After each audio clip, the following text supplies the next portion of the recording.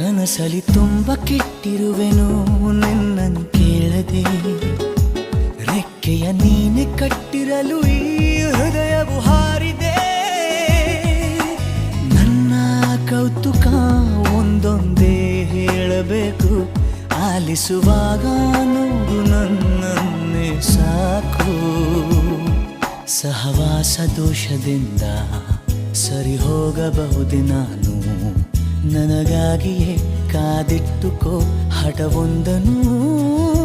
ಕೆಳಗುವ ಮುನ್ನವೇ ಪರವಶನಾದೆನು, ಅರಿಯುವ ಮುನ್ನವೇ ಪರಿಚಿತನಾಗಲಿ ಹೇಗೆ ಪ್ರಣಯಕ್ಕೂ ಮುನ್ನವೇ.